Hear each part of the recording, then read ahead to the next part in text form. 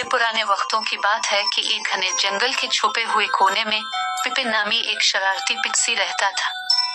पिपिन कोई आम पिक्सी नहीं था। इसके चमकदार जमुर्द के रंगों वाले पर और सुर्ख बाल उसको अपनी ही मिसाल अब बनाते थे। पिपिन का दिल तजस्सुस से भरा हुआ था। उसको एडवेंचर करने की एक नाकाबिल तस्खीर ख्वाहिश थी और इसलिए वो अक्सर औकात मुश्किल में भी पड़ जाता था।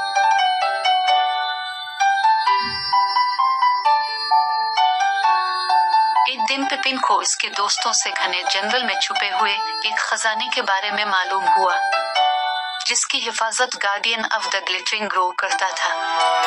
बगैर सोचे समझे पिपिन ने फैसला किया कि वो इस खजाने को ढूंढ के लाएगा। जोशो खरूश से भरे अपने छोटे से दिल के साथ उसने अपने सफर का आगाज किया।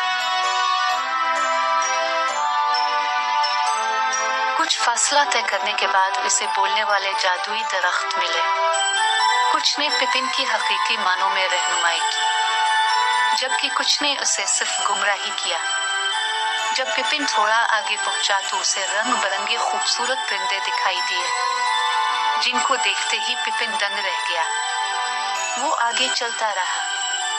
वहां उसे चमकदार आंखों वाला एक डेटरेंट भी मिला, जिसने पहले तो उसका मजाक उड़ाया और बाद में उसे गलत रास्ता भी दिखाया। लेकिन पिपिन ने अपने मजबूत अज़्म से हर मुश्किल को अबूर किया। आखिरकार कई दिनों के सफर के बाद वो ग्लिटरिंग ग्रोव पहुंच गया। वहां चमकती हुई चांदनी के नीचे उसकी मुलाकात गार्डियन से हुई, जो कि एक शानदार कदीम दरख्त था, जिसकी आंखें सितारों की तरह चमक रही थी।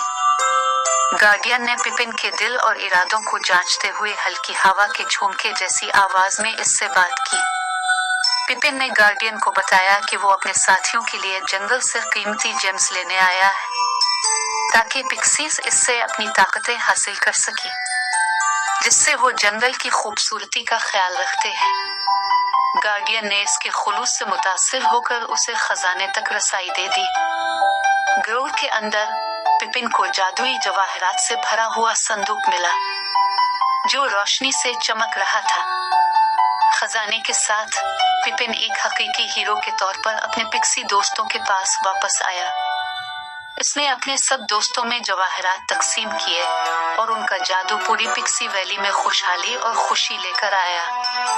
पिपिन ने न सिर्फ खजाना हासिल किया, बल्कि बहादुरी के हकीकी मानी को भी दरियाफ्त किया था।